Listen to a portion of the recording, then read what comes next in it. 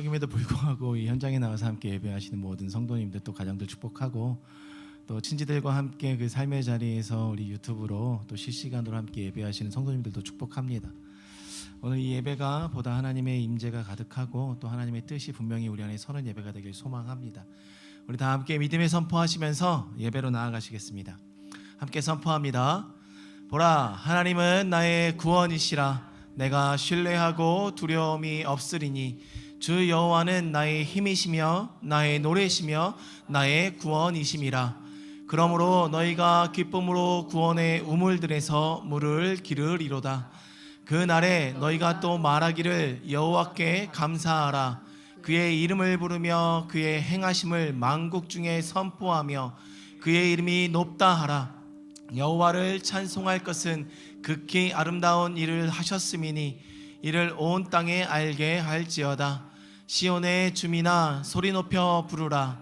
이스라엘의 거룩하신 이가 너희 중에서 크심이니라 할 것이니라. 아멘.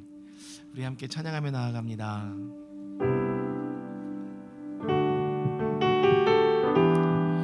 우리의 왕되심을 선포하고 이곳에 임재하기를 소망하는 마음을 가지고 고백하며 나아갑니다. 예수 우리 왕이여, 예수 우리 왕이여, 이곳에 오소서. 보좌로 주여 임하사 찬양을 받아 주소서. 주님을 찬양하오니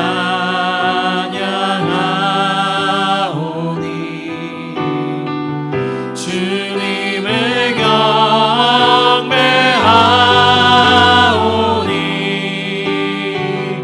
왕이신 예수여 오셔서 좌정하사 다스리소서.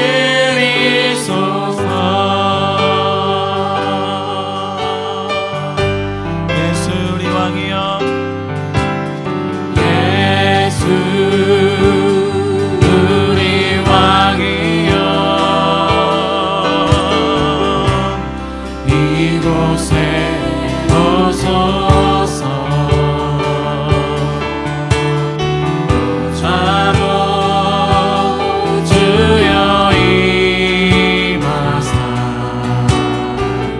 찬양을 받아 주소서.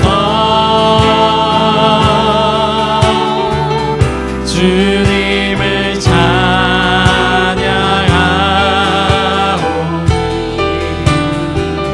주님을 경배하오니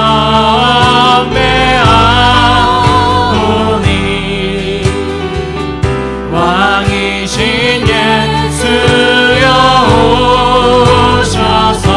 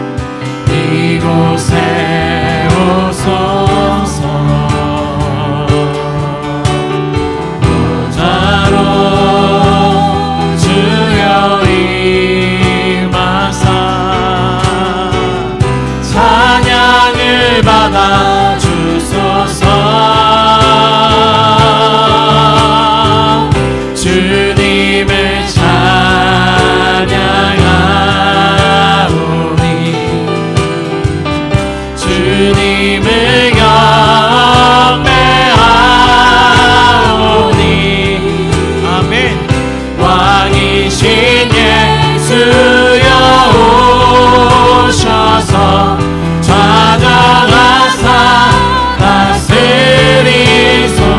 주님을 찬양하오니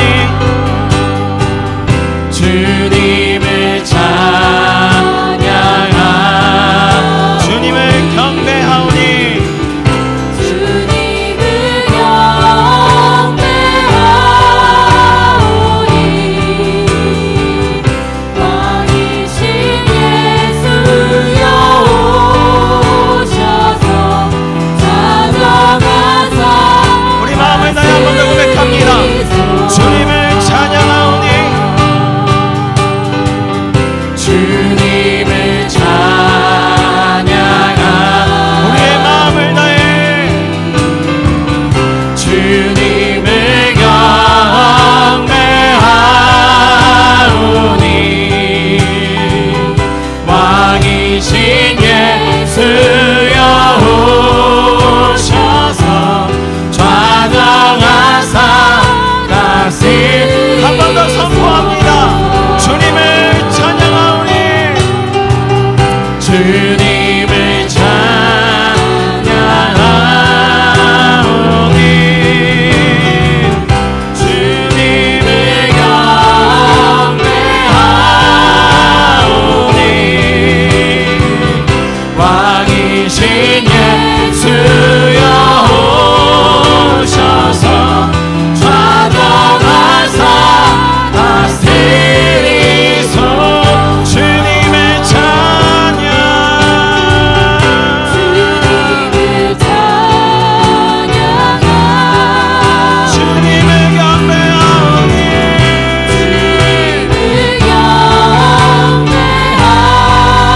왕이신 예수님 오십시오. 주님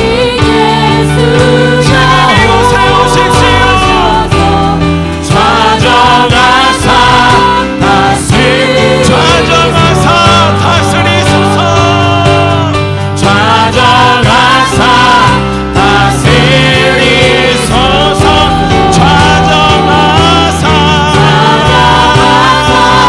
다스리 주 영광 여기 임하사 주 영광 여기 임하사 열방 향해 금이 비추소서. 주의 얼굴 구할 때 주의 향기 우리 믿음으로 한 번 더 선포합니다. 주 영광 여기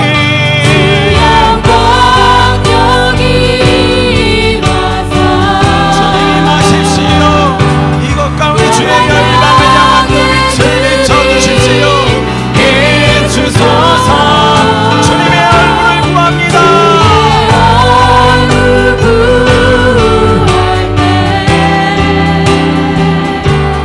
주의 향기 머무소서.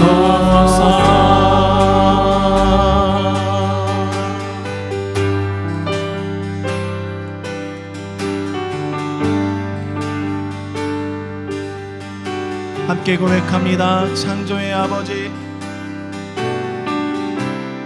창조의 아버지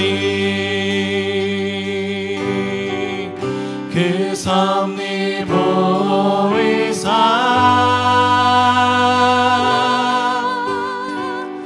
택하신 세대 일으키어 이 땅을 고치소서.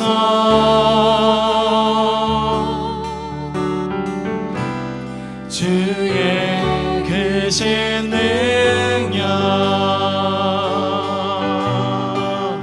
만물이 사모하니 성령의 기름 부어주사 이 시간 임하소서. 주 영광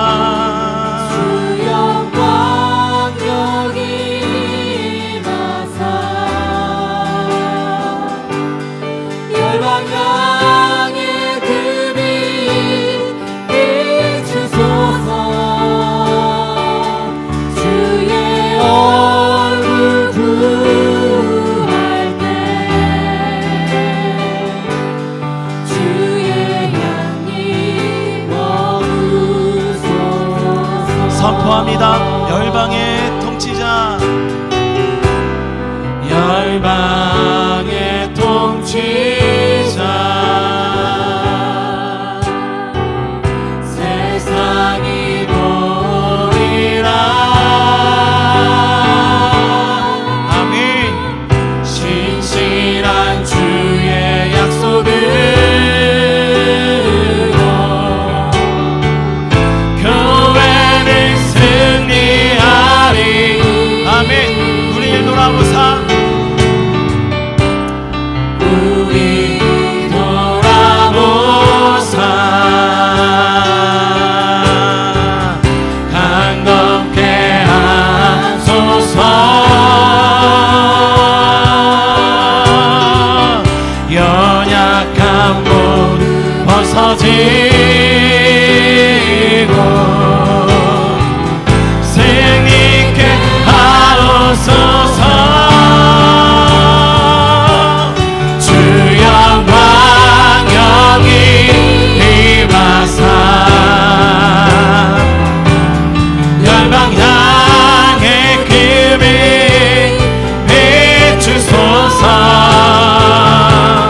주의 얼굴 구할 때 주의 향기 머무소. 주 영광 여기 임하사, 주 영광 지금 여기 임하사 아멘. 열방 향해 그 빛 비추소서. 주의 얼굴 구할 때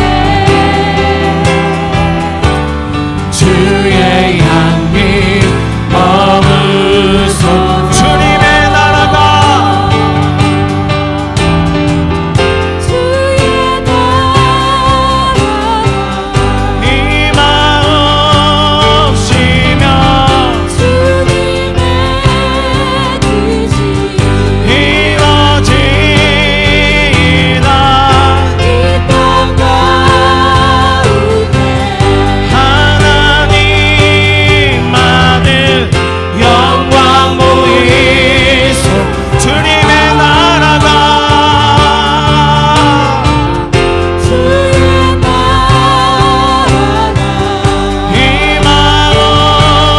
임하옵시며 주님의 뜻이 이루어지이다. 이 땅 가운데 하나님 아들 영광 보이소서. 주 영광 여기 임하사 열방 향해 그 빛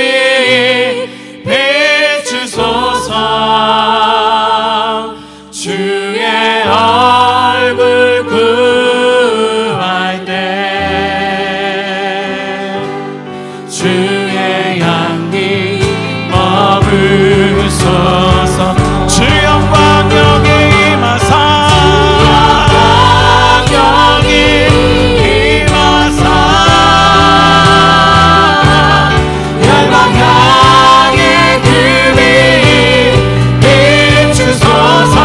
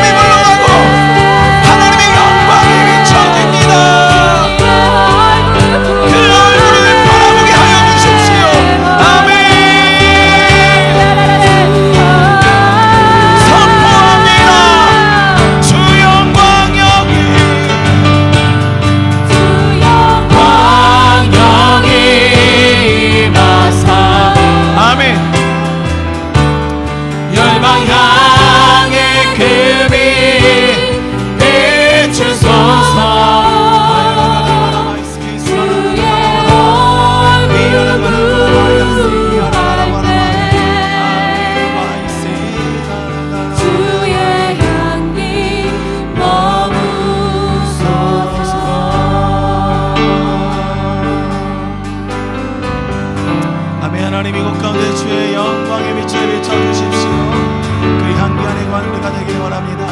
아멘. 아멘.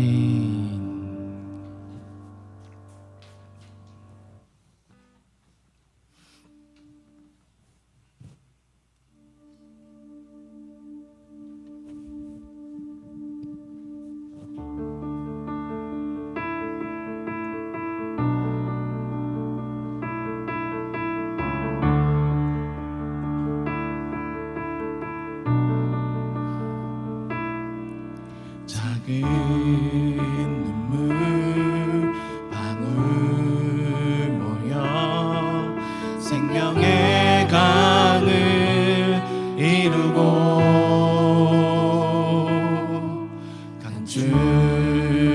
강줄기들 함께 모여 넓은 바다가 되네.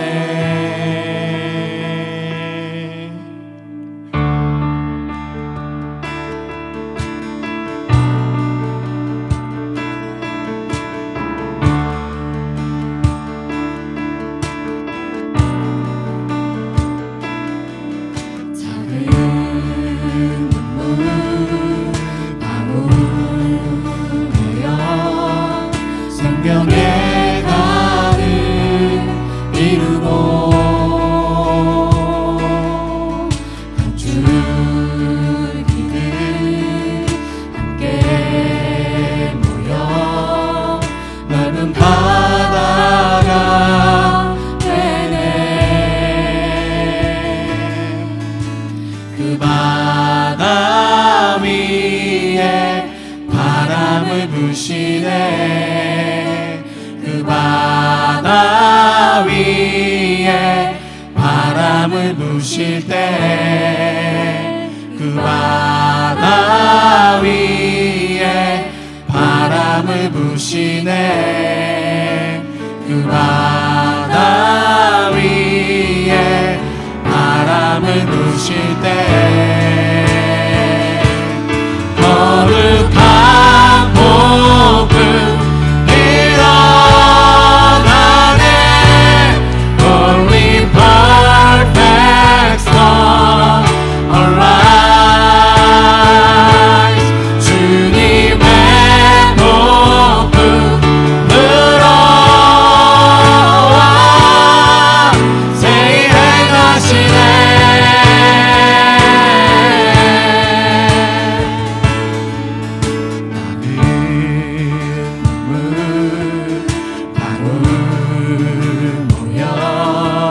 생명의 강을 이루고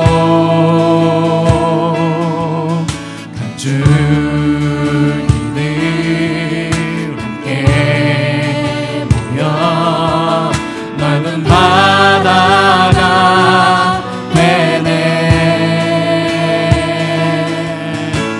그 바다 위에 바람을 부시네. 그 바다 위에 바람을 부실 때 그 바다 위에 바람을 부시네. 그 바다 위에 바람을 부실 때 거룩한 복음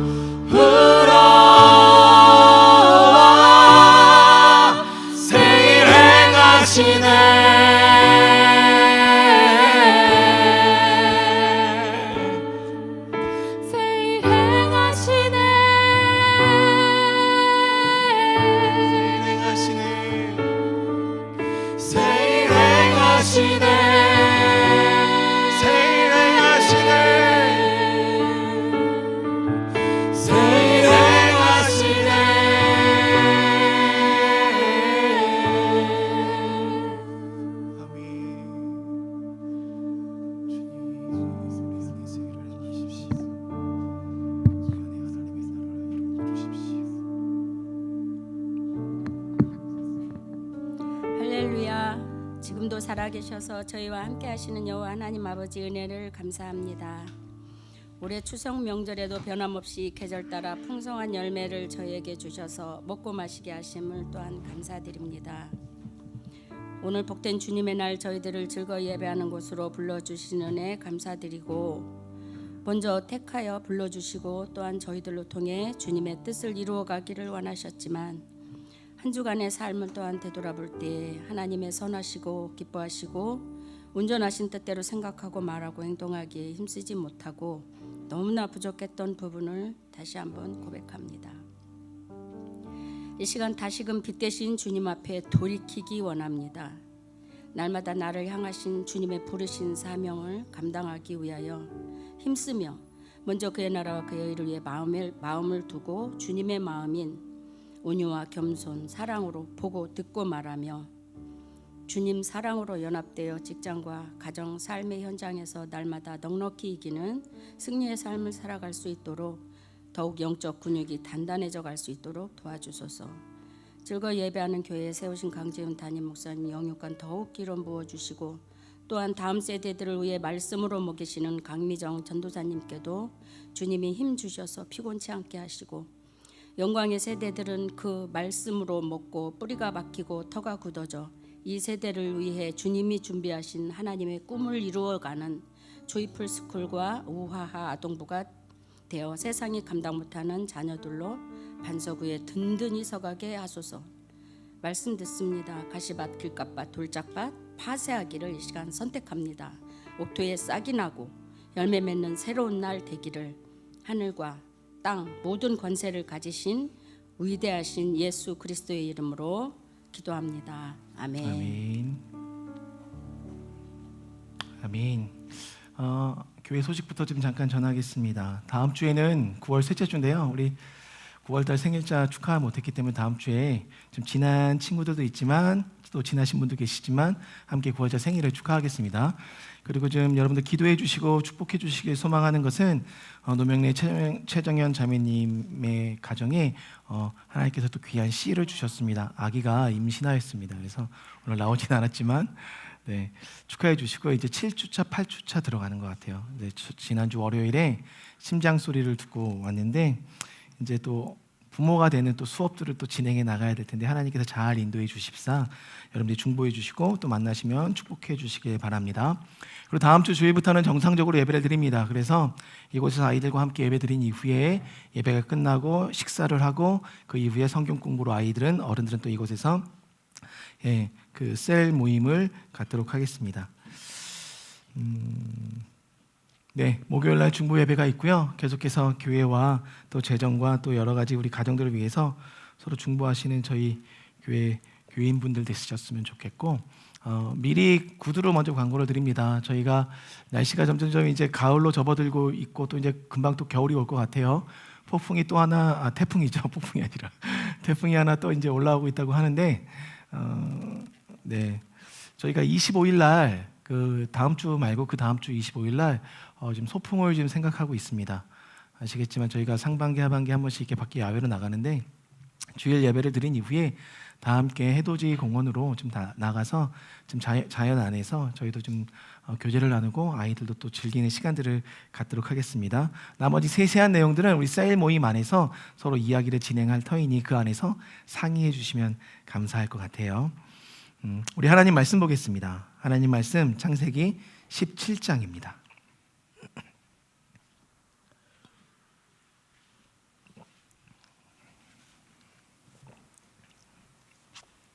창세기 17장 1절로 19절까지의 말씀 17장 1절로 19절까지의 말씀을 구약성경, 제가 가진 구약성경 20면에 있습니다.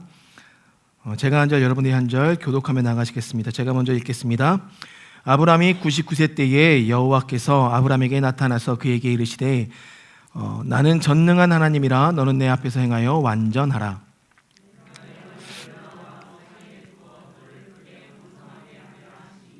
아브람이 엎드렸더니 하나님이 또 그에게 말씀하여 이르시되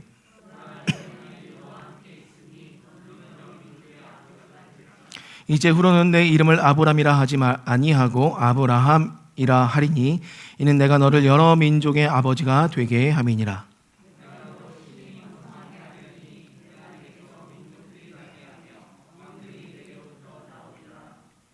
내가 내 언약을 나와 너 및 내 대대 후손 사이에 세워서 영원한 언약을 삼고 너와 내 후손의 하나님이 되리라.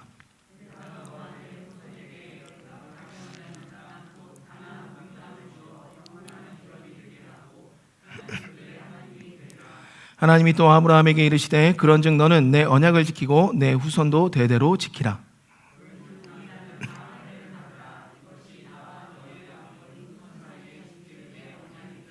너희는 표피를 베어라. 이것이 너와 너희 사이의 언약의 표징이니라.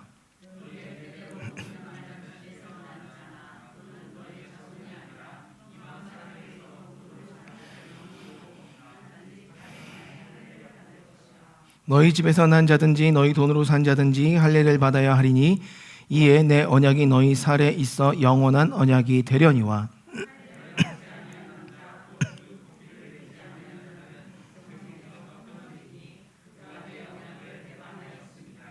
하나님이 또 아브라함에게 이르시되 내 아내 사레는 이름을 사레라 하지 말고 사라라 하라.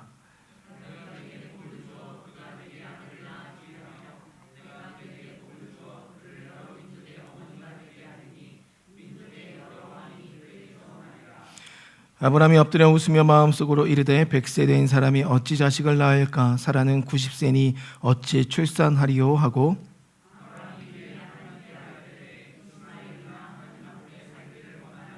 함께 읽겠습니다. 하나님이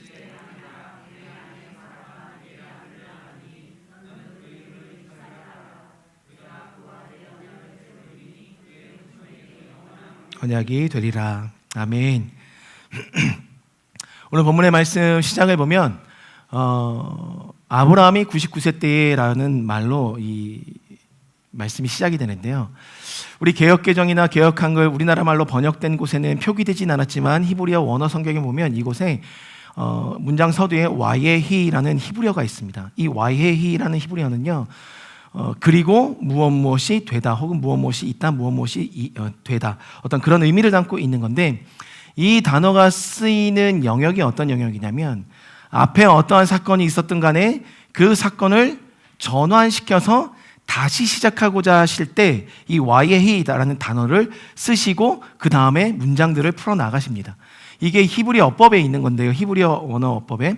그렇다는 것은 16장에 있었던 사건, 그 사건을 다시 한번 환기시키고 하나님께서 다시 새롭게 17장에서 무언가를 하시려는 하나님의 때가 임박하였고 그 때가 이르렀음을 나타낼 때 쓰는 단어가 이 와예히라는 단어라는 것이죠.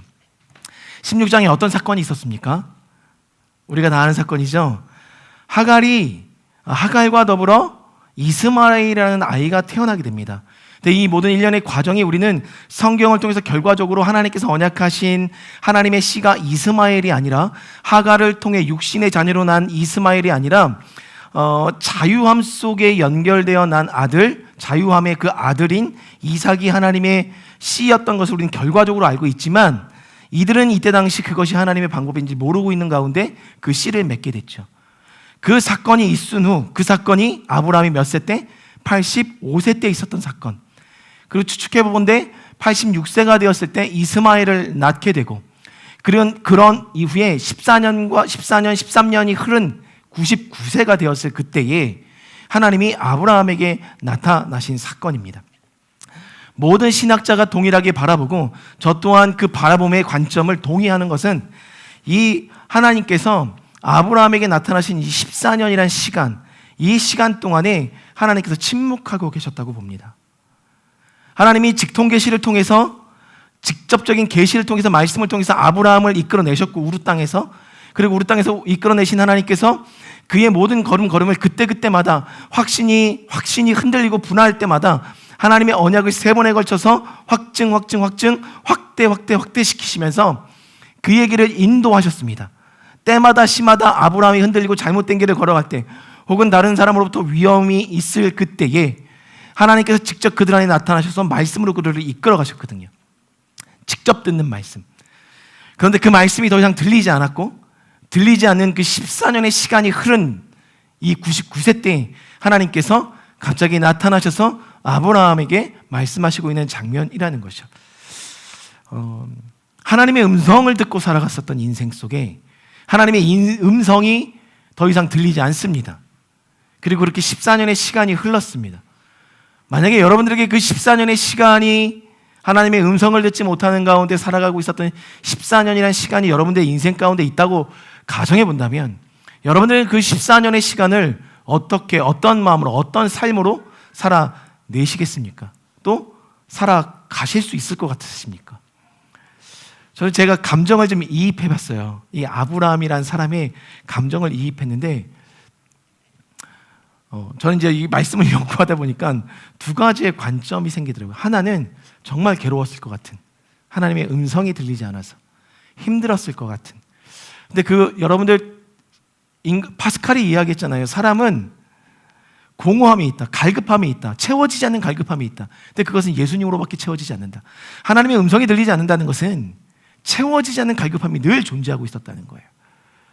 그 갈급함 속에, 그 공허함 속에 살아가고 있었던 이 목회자의 위치에 있다 보니까 목회자가 어떨 때 가장 힘든지 아십니까, 여러분들? 혹시 알고 계세요?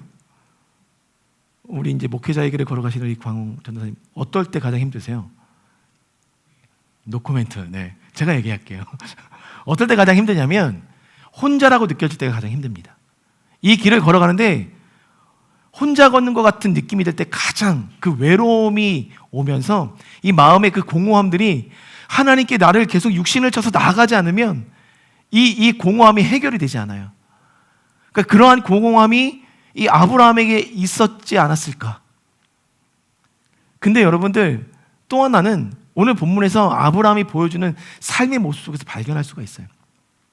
하나님이 아브라함에 나타나셔서 결과적으로 너를 통해서, 너와 사라를 통해서, 아브라함과 사라를 통해서 이제 이삭 아들을 줄 거야 라고 이야기하시기 직전에 너로부터, 사라로부터 씨를 줄 거다라고 이야기하실 때 아브라함이 오늘 본문의 18절에 보니까 뭐라고 이야기하고 있냐면, 하나님 됐고요, 하갈을 통해서 낳은 그 씨 이스마엘이라도 잘 살 수 있도록 키워주십시오.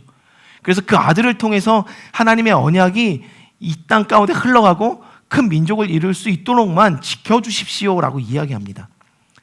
그렇다는 것은 여러분들 여기서 우리가 한 가지 추측해 볼 수 있어요. 16장의 사건이 벌어졌을 때 하나님의 뜻이 아닌 그들이 세워놓은 지혜와 방법을 통해서 아브라함을 통해서 얻은 그 씨가 분명하게 하나님께서 우리 민족을 크게 이루고자 하시는 씨였구나라는 확신 가운데 이들은 살아가고 있었다는 거예요. 이해가 되십니까? 하나님께서 이스마엘이란 씨를 맺었을 때 하갈에게는 나타나서 내 아들의 고통을 내가 들었다, 그러니 이름은 이스마엘로 지어라 라고 한 이후에 내 아들을 통하여 큰 민족을 이룰 것이다 라는 언약을 하갈이 듣습니다. 이스마엘에 대한 언약을 하갈이 들어요. 야곱에 대한 언약을 리브가가 들었던 것처럼 아브라함은 이스마엘에 대한 언약을 듣지 못했어요. 그러다 보니까 당연스레 이스마엘이 자신을 통해 이루어질 씨라고 생각하고 살아가고 있었던 때입니다. 그래서 14년 동안 아브라함은요, 이스마엘이 나의 친아들 맞죠?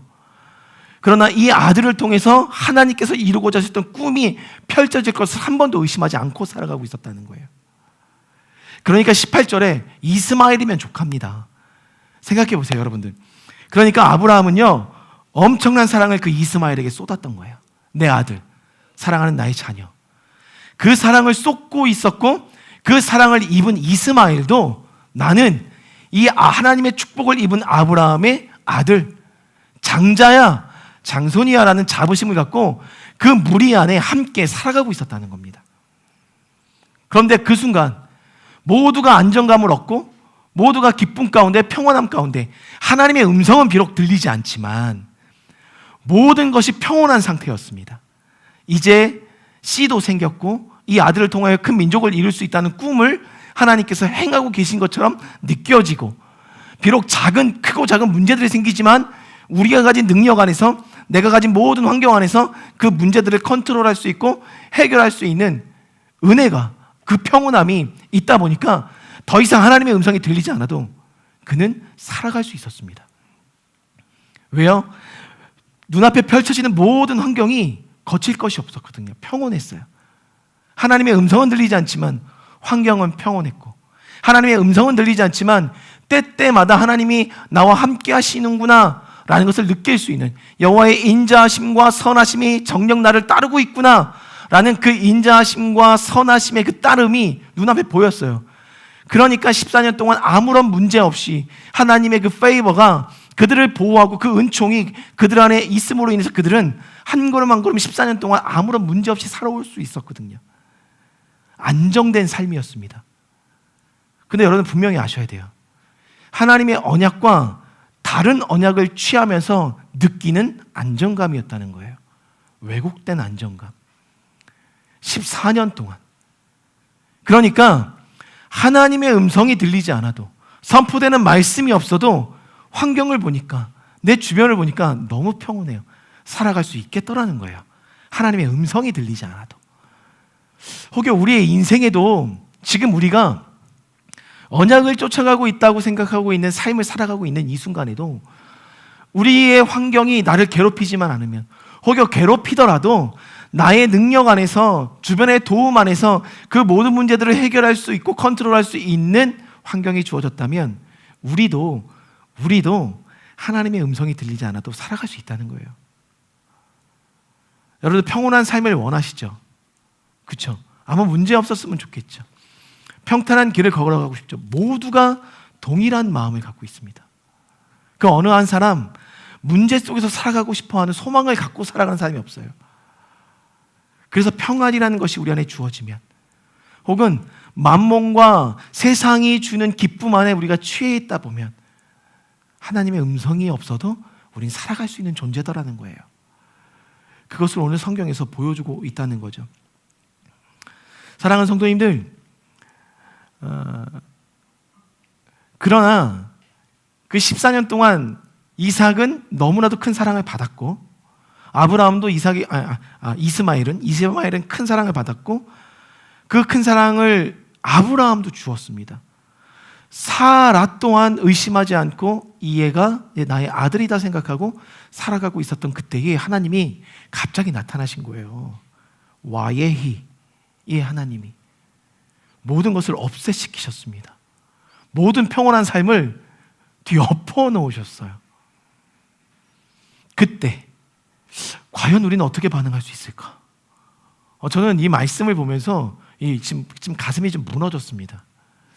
왜냐하면 그렇게 아버지의 사랑 안에 거하고 있었던 이스마엘이 어떠한 분노를 품었길래, 어떠한 상처 가운데 있었길래 지금까지도 그 후손들은 유대의 민족들, 이스라엘 민족들을 죽이고자 하는 강경파의 세력들이 자라났다는 거죠. 그의 후손들 중에 IS가 있습니다. 순위파인가요? 순위파.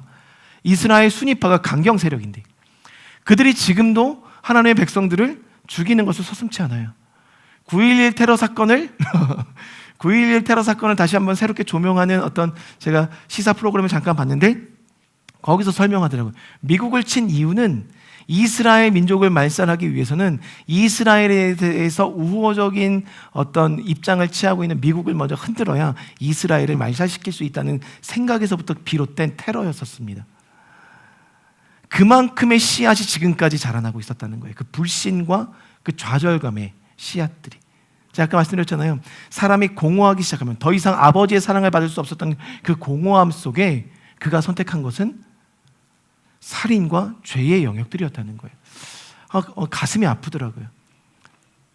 근데 그 영역 속에서 아브라함에게 나타나서 와예히라고 말씀하셨다는 거예요. 여러분들 근데 분명히 아셔야 됩니다. 여러분들이 어떠한 선택을 하시건 어떠한 삶을 살아오셨건 그리고 지금도 살아내시건 간에 여러분들이 선택한 그 모든 것이 하나님의 언약이든 언약이 아니든 간에 하나님께서 여러분을 통해서 이루고자 하셨던 그 비전과 언약들은 지금도 살아 숨쉬고 있다는 거예요. 내가 어떻게 살아가든, 내가 어떠한 선택을 하든, 내가 어떠한 평안함에 살아가든 그 하나님의 언약은 살아 숨쉬고 있다는 것. 그래서 어느 순간에 여러분들 만약에 우리가 하나님의 뜻에 정렬돼서 하나님의 비전을 바라보고 살아가는 인생을 살아가고 있었을 그때에 YA의 하나님이 나타날 일은 없습니다. 그러나 하나님이 원하시지 않는 비전과 꿈과 언약 안에 내가 붙들려 왜곡된 평안함과 혹은 세상이 주는 불안함 가운데 내가 살아가고 있었던 그때에 YA의 하나님은 나타난다는 거예요. 그러면 우리는 그때 어떻게 반응해야 되는가? 근데 그 하나님이 오늘 나타나셔서 가장 먼저 하신 말씀이 뭔지 아세요? 너는 내 앞에서 행하여 완전하라. 아브라함은 지금까지 완전히 하나님 앞에서 행하여 완전하게 살아오고 있었는 줄 알았는데 갑자기 하나님께서 나타나셔서 완전히 행하라. 이 완전하라는 말의 의미가 뭐냐면요, 우리는 하나님의 거룩과 똑같아질 수 없다고 분명히 말씀드렸어요. 그러나 하나님의 거룩을 닮아가려는 성숙과 성장의 시간들을 거쳐가는 것이 성화의 과정이라고 말씀을 드렸습니다. 완전하라는 것은 그 거룩에 이르도록 끊임없이 하나님 마음 앞에 서라는 거예요.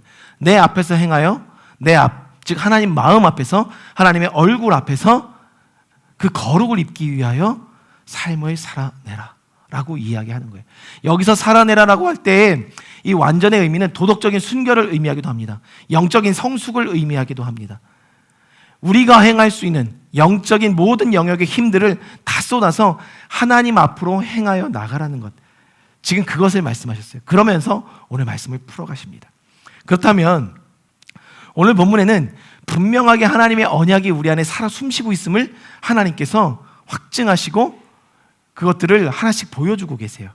그러면 우리 안에 언약이 어떻게 살아 숨쉬고 있을까? 첫 번째, 그 언약은 어떻게 살아 숨쉬고 있냐면 하나님의 언약이 하나님과 나 사이에 있습니다. 고로 언약은 살아 숨쉬고 있다는 거예요. 2절의 말씀 우리 한번 읽어볼까요? 2절 시작. 내가 내 언약을 나와 너 사이에 두어. 아멘. 하나님의 언약이 저와 하나님 사이에, 여러분과 하나님 사이, 나와 하나님 사이에 맺어진 그 언약이, 나와 하나님 사이에 맺은 그 모든 언약의 중심이, 언약이 그 사이에 있다고 오늘 본문이 말하고 있거든요. 근데 그 언약이 나와 하나님 사이에 있는 것을 어떻게 알 수 있느냐? 그 증거를 번성케 하는 것으로 알려주신다 말씀하고 있다는 거예요. 여러분들 안에 하나님의 언약이 살아 숨쉬고 있습니다. 무엇으로 할 수 있습니까? 번성케 되는 것. 여기서 번성케 된다라는 이 단어 라바라는 것은요 라바 하니까 생각나네요. 하나님의 언어들을 다 취해버렸네요, 세상이. 이 라바, 증가하다, 번식하다의 의미를 갖고 있어요. 그 보편적인 의미예요. 증가하다, 번식하다, 보편적인 의미. 그러니까 내 민족이 번성할 거야, 보편적인 의미로는 숫자가 많아질 거야를 이야기하셨다는 거예요. 그럼 여러분들 많아지면, 혹여 여기 성도가 지금 아직 빈자리가 많이 보이지만 여기 성도가 많아졌어요. 뭐 생명이 계속 태어나고 있으니까, 히트야 축복한다. 네, 계속 생명이 태어나고 있으니까 여기 생명이 많아져서 여기 자리가 꽉 찼어요. 그럼 저희 어떻게 해야 됩니까? 여기서 계속 예배 드려야 되나요? 확장해서 나아가야 될 거 아니에요. 더 큰 곳으로 나가야 될 것이 맞습니다. 저만 그런 생각을 하나요? 그냥 많아져도 딱딱딱딱 붙어서 앉아서 예배하면 되죠. 그런데 이 증가의 의미가 많아졌기 때문에 점점점 그 범위와 영역과 삶의 영역들이 확장됨을 의미한다는 거예요. 확장의 의미가 번성의 의미라는 거예요. 여러분들 안에 하나님의 언약이 흐르고 있다면 분명히 여러분의 인생은 지금 확장되고 있어야 되는 것입니다. 그리고 그 확장이 너무 눈에 띄게 보이진 않지만 점진적으로 혹은 조금씩 소위 그냥 숫자적인 수치로 1cm 정도라도 날마다 한 해가 변할수록 그것이 확장되고 있는 나의 삶을 보게 된다면 여러분의 인생 속에는 하나님의 언약이 살아 숨쉬고 있으면 여러분이 믿음으로 취하시길 바랍니다. 하나님의 언약이 우리 안에, 우리 사이에 있음은 여러분들 안에 확장인데, 그 확장은 무엇을 의미할까요? 지금에 있어서, 여러분의 인생에 있어서 네트워킹의 확장이에요. 여러분의 주변의 인프라들이 점점점 늘어나서 깊게 연결되는, 사업이 확장된다는 의미가 단순히 물건을 많이 생산해낸다는 의미가 아니잖아요. 그 물건을 사용하는 사람들이 늘어나기 때문에 그 물건을 필요로 하는 지역들이 늘어나고 그 지역마다 가맹점들이 생기게 되는 확장의 영역들을 우리가 아는 것처럼, 하나님의 언약이 증가된다, 하나님의 언약으로 번성케 된다는 것은 여러분의 삶의 지경이 점점점 사람과 사람의 연결을 통해서 확장됨을 의미한다는 것입니다.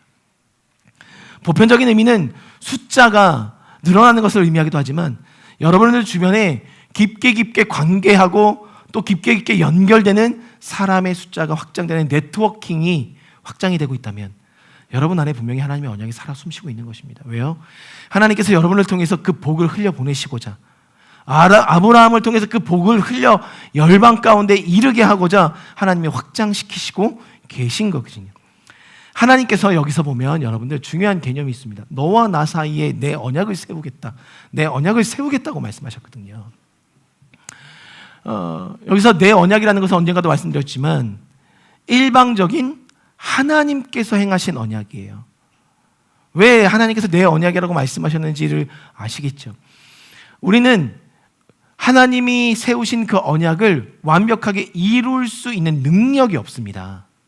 그걸 아셔야 돼요. 능력은 하나님께로부터 주어지고 그 능력 안에서 나는 하나님의 행하시라고 말씀하신 대로 쓰임받는 도구의 역할이 하나님의 언약을 이루는 우리의 삶이라는 거예요. 그러니 그 능력들, 아브라함과 사라가 잘못한 것이 무엇이냐면 그 능력의 하나님의 능력들을 인간의 방법의 능력으로 대체했다는 거예요. 너와 나 사이에 내 언약을 세우겠다는 것은 무엇을 의미하냐면 너희들이 원하는 언약 말고 내가 세울 언약, 내가 이룰 언약을 세우겠다는 거예요. 아브라함과 사라의 크나큰 실수는 그들의 언약을 그 가운데 세워놓고 14년이라는 시간을 그대로 살아냈다는 것입니다. 사랑하는 성도님들, 여러분들과 저와 그 사이에 하나님의 언약이 분명히 있어야 됩니다. 여기서 이 사이라는 말, 하나님과 우리 사이라는 이 사이라는 단어는요, 비어진 공간을 의미해요. 이 사이. 근데 그것을 무엇으로 채우겠다는 거예요? 그러니까 이 비어진 공간 안에 하나님의 언약을 집어넣어서 이곳과 이곳이 어떻게 된 겁니까? 연결된 거잖아요. 이해가 되시죠? 언약이라는 것은요, 브릿지입니다. 연결이에요. 하나님과 우리를 연결하는 다리예요. 그러니까 여러분들이 하나님과 깊게 연결되고 싶으십니까? 그 안에 언약, 하나님의 말씀이 연결되지 않으면 우리의 삶은 이 공허함 속에 살아갈 수밖에 없는 거예요. 혹은 왜곡된 안정감이 하나님께로 연결된 다리라는 어마어마한 착각 속에 우리가 살아갈 수밖에 없는 인생이라는 것을 보여주고 있습니다. 부디 소망하기는 여러분들과 하나님 사이에 이어진 그 다리가 하나님의 말씀, 하나님의 언약이길 축복합니다. 그리고 여러분들 혹시나 여러분들 인생 속에 왜곡된 안정감 속에 내가 살아가고 있는 어떤 현실을 바라보았을 때 빨리 다시금 돌이켜서 하나님의 언약을 붙잡으십시오. 그 언약이 하나님과 우리 사이를 연결시켜주는 유일한 다리. 근데 이 언약이 결과적으로 무엇이라고 신약에 와서 우리에게 보여주셨습니까? 예수 그리스도예요.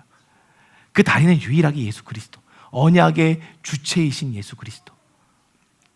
그분을 통해서 하나님께 연결되는 우리의 인생이 되길 축복합니다. 우리 이 자매의 사이를 지금 어머니가 잇고 있는데 그 자매의 사이에도 하나님의 말씀이, 어머니와 자녀들 사이에도 하나님의 말씀이 이어주셔야 돼요.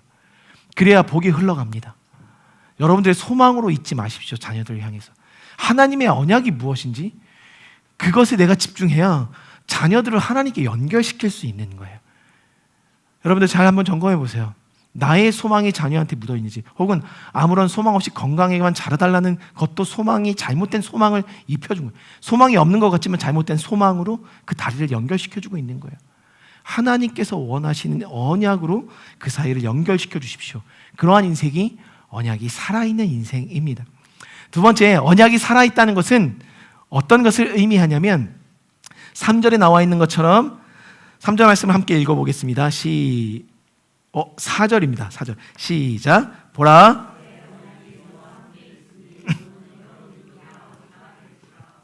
아멘. 하나님의 언약이 살아 숨쉬는 나와 함께 있다는 것입니다. 기억하십시오. 그 언약은 나와 함께 있습니다. 나와 함께 있음의 확증이 어떻게 이루어지느냐, 오늘 본문에 보니까 갑자기 느닷없이 너는 민족의 아비가 될 것이야 라고 이야기한 이후에 이름의 계명이 나옵니다. 민족의 그러니까 민족의 훌륭한 어머니, 이 민족의 훌륭한 어머니란 뜻이 사레였고 민족의 훌륭한 아버지란 뜻이 아브람이었습니다. 근데 이 아브람이 아브라함으로 열국의 아비로 바뀌고 이 사레라는 이름이 사라로 바뀌면서 열국의 어미로 바뀝니다. 이름을 바꾸셨어요. 여러분들 히브리적 관점, 그러니까 즉 이 이스라엘 유대적 관점에서는요, 이름이라는 것은요 본질을 의미합니다. 그 사람의 본질. 그러니까 이 히브리어로 쉔이라는 이 단어가 이 쉔이라는 단어가 이름을 뜻하는데 이 쉔이라는 단어를 좀 분리해서 파자해 보면 어떤 의미가 나오냐면 형상의 진리라는 의미예요. 그러니까 이름이라는 것은 무엇을 의미냐면 그 사람의 진리, 즉 그 사람의 본질을 나타내는, 형상이라는 것은 무엇이든지 다 이름을 갖고 있잖아요. 예를 들면 아담에게 동물들을 보내주셨을 때 아담이 이름을 짓기 시작했습니다. 이 이름을 짓기 시작한 그때는 아담이 하나님 앞에 죄를 짓지 아니한 하나님의 어떤 능력과 모든 속성이 살아있을 때, 그때 동물들이 딱 나왔을 때 동물들을 보자마자 동물들의 특징을 보고 이름을 짓기 시작합니다.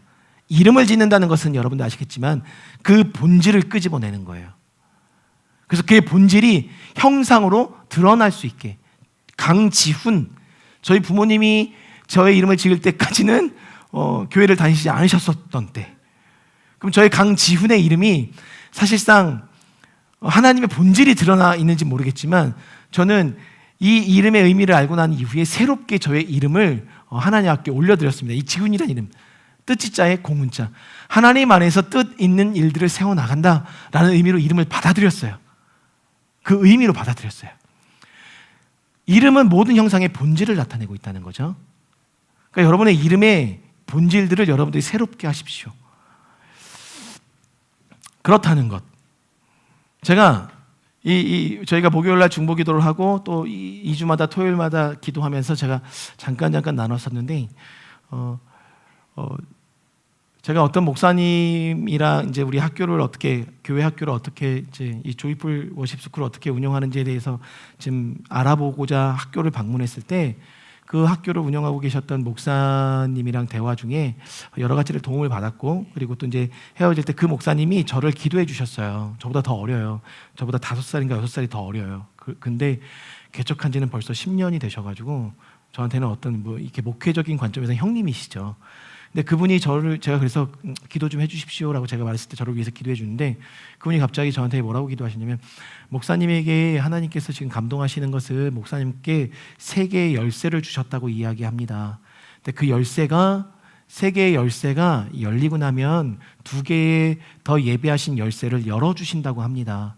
그러니 이 3개의 열쇠가 무엇인지를 삶의 여정 속에서 잘 분별하시고 이 열쇠로 여시는 여정을 살아내십시오라는 어떤 그 기도를 해주셨어요.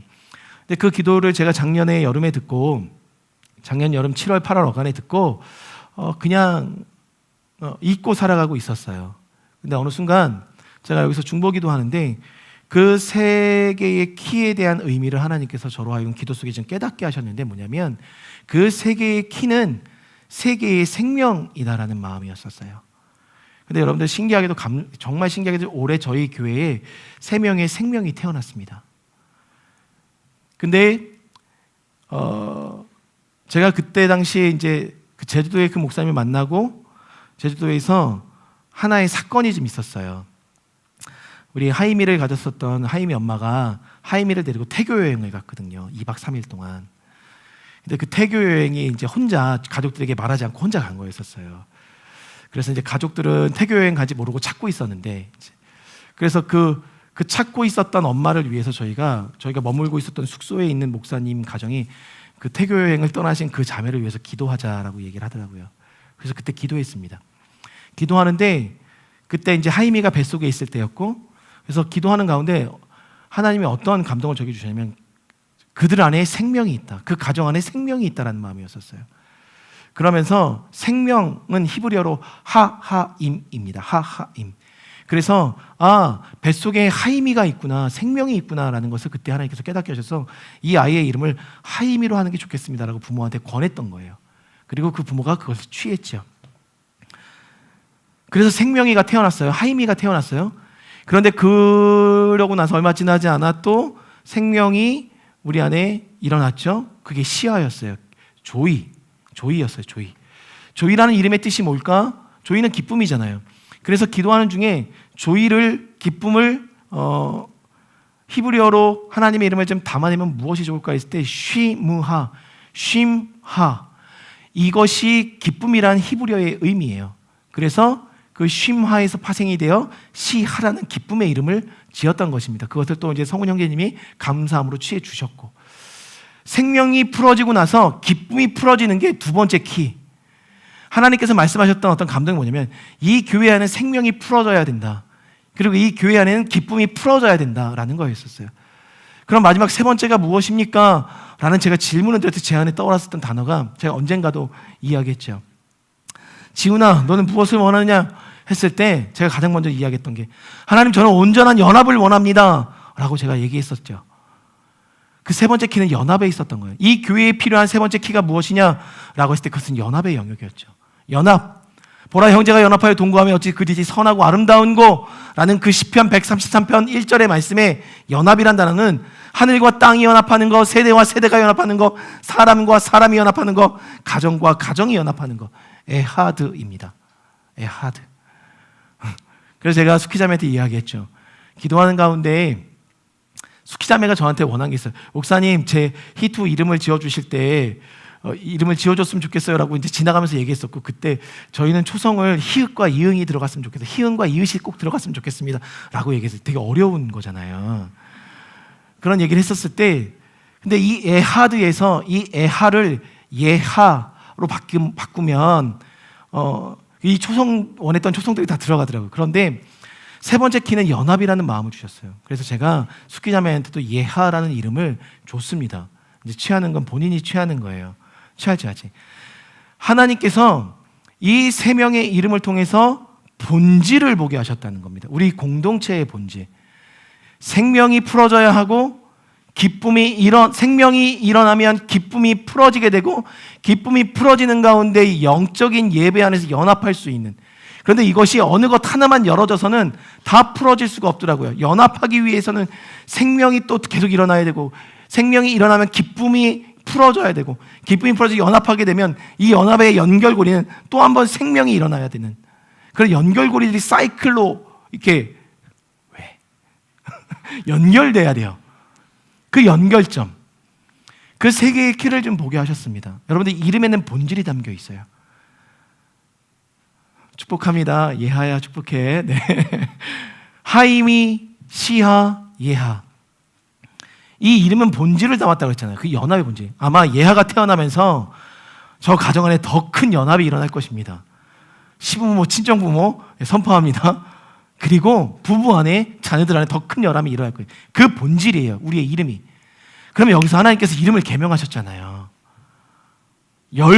민족의, 이 민족, 이스라엘 민족의 아비에서 열국의 아비로, 민족의 어미에서 열국의 어미로, 아비.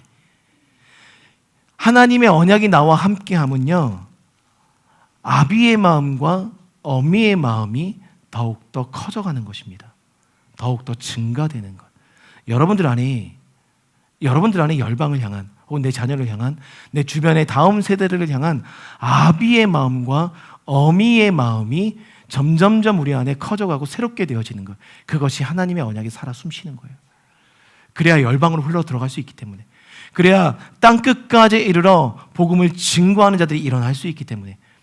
여러분의 안에 하나님의 언약이 살아 숨쉬고 계십니까? 그것은 여러분들 안에 일어난 어비와 아비의 마음입니다. 그 마음을 취하십시오. 우리가 실체를 볼 줄 알아야 돼요. 하나님의 언약이 어떤 방향으로 흘러가고 있는지 그 실체를 봤을 때 그 흘러가는 방향 안에서 우리 안에 점점점 기대감이 커지고 하나님에 대한 소망이 커지는 건 어미와 아비의 마음을 가지고 다음 세대들을 향한 하나님의 소망으로 그들을 바라보기 때문에 하나님의 언약이 살아 숨쉴 수 있는 거예요. 하나님의 언약이 우리 성훈 형제님 가정에 풀어진 거예요. 더 깊은 아비의 마음, 시야를 통해서. 저희는 한 명입니다. 그러면 저와 아내가 그 어비와 아비의 마음을 태어나진 않지만 무엇을 통해 확장할 수 있는 거냐면 이곳에 있는 다음 세대들, 그리고 하나님을 모르는 다음 세대들로 인하여 그 어미와 아비의 마음이 언약이 살아 숨쉬고 있음이 확장되어야 하는 것입니다. 여러분들, 그 어비와 아비의 마음을 취하십시오. 그래야 언약이 우리 안에 살아 숨쉴 수 있습니다. 우리 안에서 끝나는 언약이 아닌 거잖아요. 생명을 이어가야 되는 거잖아요. 아비와 어미의 마음을 취하셔서 그 하나님이 인도하시는 그 언약의 자리로 나아가시고 그 살아 숨심을 경험하시는 여러분들에게 소망합니다. 마지막 세 번째 영역에 언약의 살아 숨심이 있었습니다. 그것은 언약을 지키고 지키라입니다. 근데 그 언약을 지키기 위해서, 안녕, 오랜만이야, 들어와. 너희는 위로 올라가 엄마만 들어와도 되고. 언약을 지키고 지킨다는 것은 어떻게 확증이 되냐면요, 하나님께서 표징을 주십니다. 표징을 주세요. 지키고 지키는 자들에겐 끊임없이 표징을 주신다는 거예요. 오늘 근데 그 표징이 뭐로 나타납니까? 할례라는 것으로부터 그 언약의 표징이 일어납니다. 여러분들, 할례는 아시겠지만 죄송합니다, 말씀 중에 남자의 성기의 표피를 베어냅니다. 남자의 성기의 표피를 베어낸다는 것은 영적으로 어떤 의미로 바라보는 거냐면 겉사람이 제거되고 드러나는 속사람이 새롭게 되는 것을 의미하는 게 언약의 표징이에요. 그래서 이것을 바라보던 사도 바울이 하나님의 말씀을 깊이 묵상하는 가운데 성령께서 어떻게 감동하셨냐면, 그렇구나, 할례라는 것은 눈에 보이는 할례가 아니라 이 마음의 할례였구나. 그래서 사도 바울이 바리새인들과 이스라엘 백성들에게 선포하잖아요. 할례는 마음의 할례를 원하는 것이다. 즉, 여러분들 언약을 지키고 싶으십니까? 살아 숨심을 경험하고 싶으십니까? 마음을 새롭게 해야 돼요. 로마서 12장 1절과 2절. 너희는 이 세대를 본받지 말아라. 그리고 마음을 새롭게 함으로 변화를 받아 하나님의 뜻 앞에 정렬되는 것. 근데 이것을 위해서 먼저 이야기한 건 뭐냐면, 내가 거룩한 산제물이 되어 주님 앞에 영적인 예배를 드리는 인생으로 나아갈 때 우리의 인생이 마음이 새로움을 경험할 수 있다라고 이야기해요. 하나님의 언약은 여러분들 안에 숨쉬고 있습니다. 지금도. 어떻게? 지금 이 공간에서 여러분들 예배함으로 여러분들의 마음이 새롭게 되는 그 하나님의 영역으로 나아가면서 하나님의 언약이 숨쉬고 있다는 것을 여러분들이 아셔야 되는 거예요. 그런데 고대 근동에서는 이스라엘만 이 할례를 행했던 것이 아니에요. 모든 민족들이 할례를 행했습니다. 고대 근동에. 왜 할례를 행했는지 아실 거예요. 이게 위생적으로도 되게 중요한 영역이었기 때문에 병균을 옮지 않고 건강한 아이들이 태어날 수 있는 방법들을 하나님께서 그 고대 근동 안에 지혜로 주신 거예요. 그래서 모든 민족들이 행하고 있었습니다. 고대 근동 안에. 그런데 재미난 사실은 이것을 언약으로 체결한 민족은 유일하게 이 이스라엘 백성들이었어요. 하나님을 아는 백성들이었다는 거예요. 하나님의 아는 백성들에게 누누이 하나님께서 강조하신 거예요. 모든 남자들은 그 사람이 종이든 내가 이방인이지만 이 민족 안에 들어온 사람이든 모두가 할례를 행할 것이다. 무엇을 말하는 거냐면, 내가 이전까지는 하나님을 몰랐지만 하나님의 민족으로 선택받아서 함께 사는 그 순간부터는 언약 안으로 들어와 마음을 새롭게 변화받으라는 거예요. 그것을 통해서 하나님은 하나님의 언약하심을, 그리고 언약이 살아 숨심을 오늘도 경험케 하신다는 겁니다. 하나님께서는 명확하게 오늘 명확한 워딩으로 아브라함에게 말씀하셨어요. 언약을 잊고 살아가던 그의 인생 속에 이제는 세 가지의 영역에서 너에게 언약이 살아 숨쉬고 있음을 경험케 할 거야. 번성 확대, 어비와 아비의 마음이 더욱더 커지고 확대되는 영역, 그 마음을 품게 되는 것으로 언약이 살아 숨심을 경험할 거야. 더 나아가서 날마다 이 영적인 예배를 내가 산 제물이 돼서 올려드리는 그 순간순간을 통해서 마음에 새롭게 함으로 너의 마음에 언약이 살아 숨심을 느끼게 할 거야. 말씀해 주셨습니다. 여러분의 인생 속에 언약이 살아 숨심을 경험하고 싶으십니까? 이 말씀을 좀 기억하십시오. 확장. 그런데 여러분들 여기서 잘 아셔야 돼요. 하나님과 우리 사이에, 첫 번째, 우리 사이에 언약이 연결되어 다리가 되어야 된다고 했잖아요. 그런데 이 언약이 다리가 되어서 연결되지 않고 다른 것이 연결이 된다면 여러분들이 지금 맺고 있는 영역 속에 하나님의 열매가 아닌 다른 열매들이 자라고 있다는 거예요. 혹여 그러한 인생들 속에 하나님께서 나타나셔서 없애시키신다면 순종하실 수 있었으면 좋겠습니다. 저도 마찬가지입니다. 저도 지금까지 살아온 인생에 하나님께서 연결시키신 언약으로 인하여 지금의 길을 걸어왔다고 믿고 나아가고는 있습니다. 그러나 어느 순간에 하나님께서 이것을 돌이킬지 몰라요. 왜? 내가 잘못된 언약 위에 서 있다면. 그렇죠? 그때 우리가 해야 될 게 뭘까요? 하나님이 보여주시는 것을 보는 거예요. 제가 엊그제 서울 갈 일이 있어서 저녁에 서울을 가고 있었습니다. 서울을 가는데 달이 이 구름에 약간 이렇게 흐릿하게 비치더라고요. 근데 그 달 밑에 저 멀리서 불빛이 하나 계속 다가오는 거예요. 그게 뭐겠어요? 김포공항으로 가는 비행기였습니다. 근데 신호가 정지되어 있었고 제 옆에 한 50대 중반 정도 돼 보이는 부부가 이렇게 차를 멈추고 창문을 내리고 있었어요. 근데 갑자기 남편이 그걸 본 거예요. 남편이 보더니 막 아내를 이렇게 흔들면서 여보 저기 봐보라고. 저기 봐보라고. 저 되게 멋있다. 그러면서 남편이 그것을 보고 있는 그때 아내는요 주변의 화려한 분들을 보고 있었거든요. 남편이 막 흔드는 거예요. 여보 저거 봐봐. 근데 그제서야 그 흔듦 속에 이 여보가 그것을 봤거든요. 그리고 둘이 이 의자 여기 걸쳐가지고 이렇게 보고 있더라고요. 혹여 아름답고 정말 아름답고 멋있는 것을 함께 보길 원하는 것이 부부의 마음이었다면 하나님도 같은 마음이 아닐까라는 생각을 하게 된 거예요. 제가 그 순간에. 어느 순간에 하나님도 정말 보길 원하시는 것이 지금 눈앞에 있고 그것을 잡으면 되는데 그걸 보지 못하고 있는 우리들을 흔들어 깨우실 수 있겠구나. 그러면 흔들어 깨우실 때 나의 반응은 내가 바라보고 있었던 모든 것들에서 내 시선을 떼고 하나님이 보라고 지금 흔드시는 영역을 내가 바라볼 때 그 언약과 연결이 되어 내가 걸어갈 수 있구나 라는 것들을 보게 하셨다는 거예요. 사랑하는 성도님들 여러분들 안에 언약이 살아 숨쉬고 있습니다. 하나님이 언젠가 흔들어 깨우실 수도 있고 또 다른 이면에는 야, 너 지금 잘 가고 있어 토닥여 주실 수도 있어요. 어떠한 영역이든 그 하나님 옆에 반응하십시오. 그 반응함으로 그 언약 안에 들어가서 살아가시는 저와 여러분이 되기를 주님의 이름으로 축원드립니다. 우리 옆에 계신 분들 한번 축복하고 제가 기도하겠습니다. 축복합니다. 당신 안에 언약이 살아 숨쉬고 있습니다. 네, 한 번 더 축복해 주실 때 우리 그 세계를 같이 바라봅시다. 네, 우리 교회 앞뒤로 다 이렇게 선포해 주세요. 네, 같이 보고 싶지 않으신 거죠? 네, 우리 같이 보는 걸로. 네, 제가 기도하고 마치겠습니다. 하나님 감사합니다. 오늘도 하나님의 언약이 우리 안에 살아 숨심을 우리가 봅니다. 하나님, 우리의 인생을 확장시켜 주심으로 볼 수 있도록 인도하여 주셔서 감사합니다. 우리를 어미와 아비의 자리로 이끌어 주셔서 어미와 아비의 마음을 품게 하여 주시니 감사합니다.